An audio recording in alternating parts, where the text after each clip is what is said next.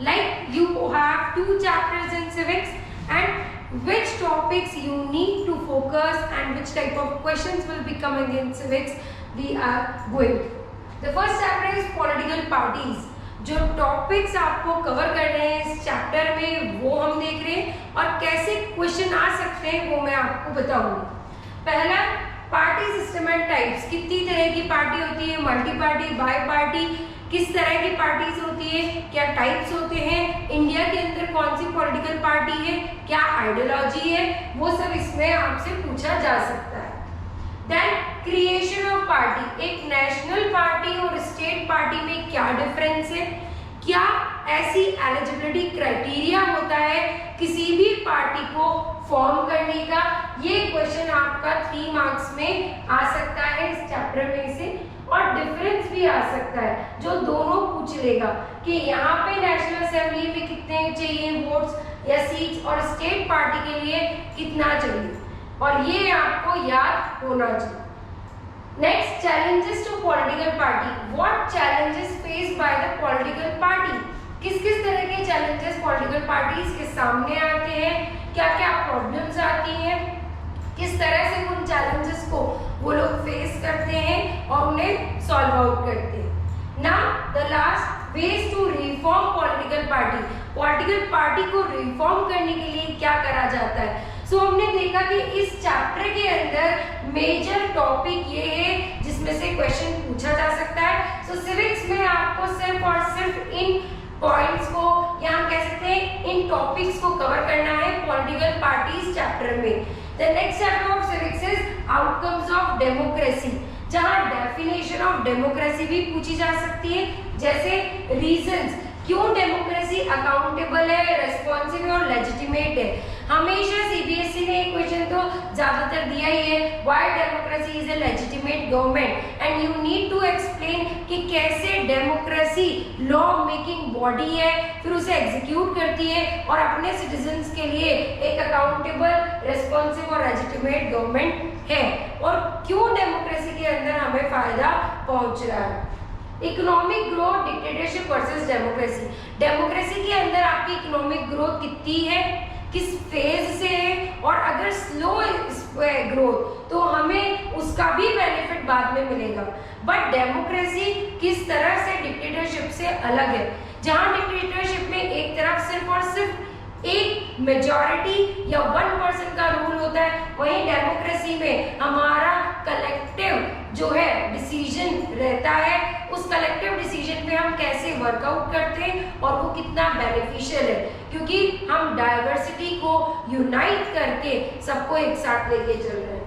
Then democracy benefits. Again ये question घुमा घुमा के पूछेंगे बट आंसर वही निकलेगा कि डेमोक्रेसी के क्या क्या बेनिफिट्स है, किस तरह की से सिटीजन्स की डिग्निटी मैटर करती है, सिटीजन्स की फ्रीडम होती है, लॉ मेकिंग बॉडी अवेलेबल होती है।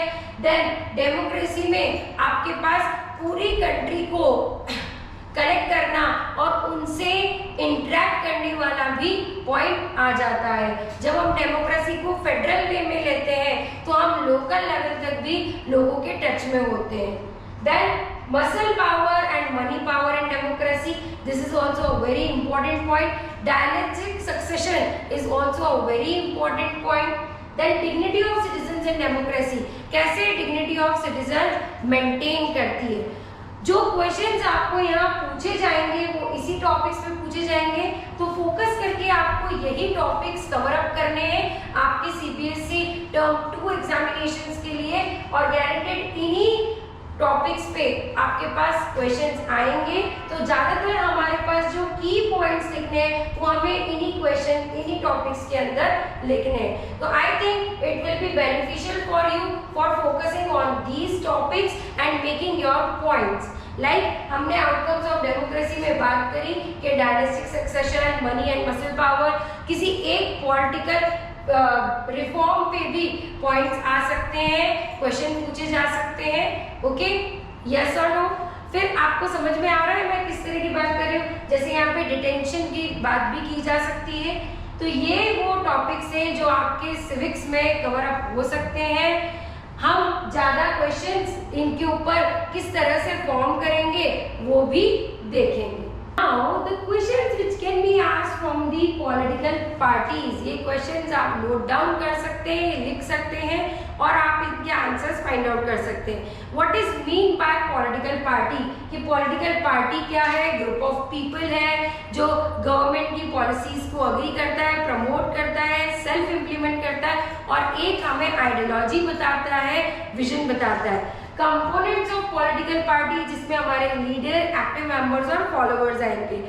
इंडिया में मल्टी पार्टी सिस्टम को अडॉप्ट क्यों किया गया? Why did India adopted multi-party system? As India is having different diversities and people, so India adopted the multi-party system. Now the challenges जिसमें हमारे पास आएगा डायनेस्टिक सक्सेशन, उसकी वजह से भी हमने मल्टी-पार्टी सिस्टम को अडॉप्ट किया।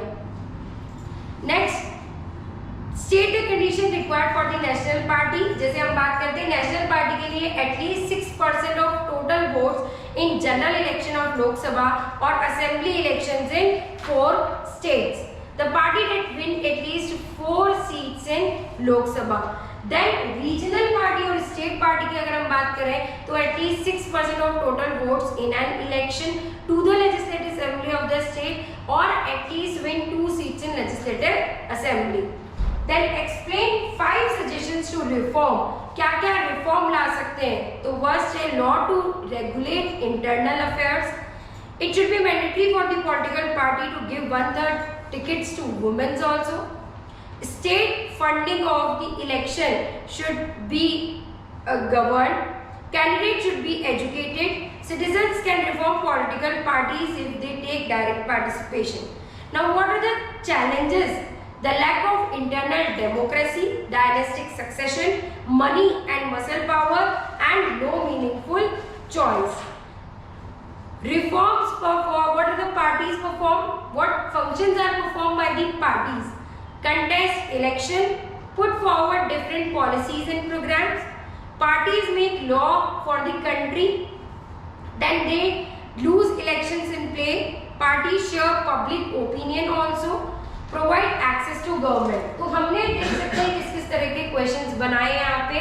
पहले आपने बात करी थी कि पॉलिटिकल पार्टी की डेफिनेशन लिख लो, फिर criteria of national and political party, then why the adoption of multi party system, problems and challenges faced by political party, reforms of political party and what are the functioning of political party.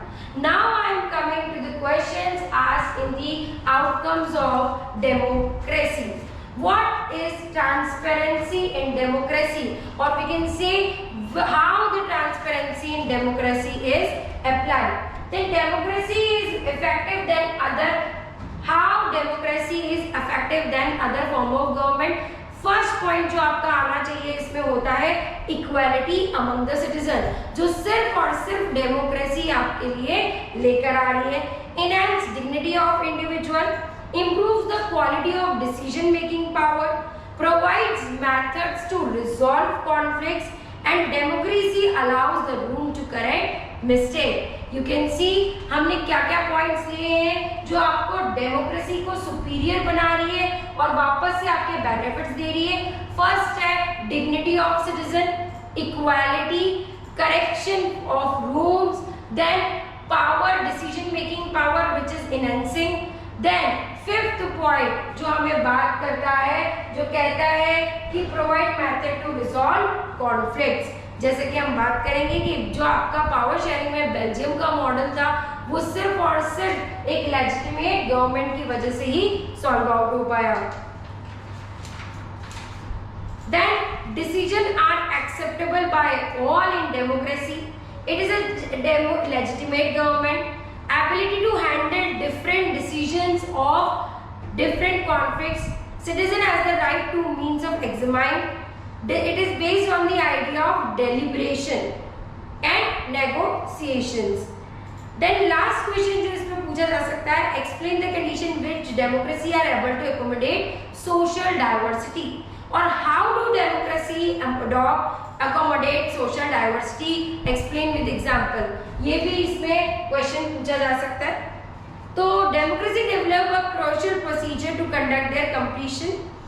With this reduces the possibility, like हम Belgium का model ले सकते हैं जहां society को ना minority को कहा जाता है ना मेजॉरिटी को कहा जाता है, सिर्फ और सिर्फ एक वोटिंग के थ्रू इक्वल डिवीजन दिया जाता है। सो सोशल डाइवर्सिटीज हमारे यहाँ पे कैसे इम्प्लीमेंट हुई है, you all better know, as India is having the major diversity with unity. So this is the only legislature which is giving you the power and the benefits in which the largest democracy is working. So you are a part of the largest democracy and you can write in a very beautiful way how the social diversity accommodate in democracy. Okay student, so this was your civics part. I try hard for you for covering the civics portion. Now I am going towards the economic portion. Okay students.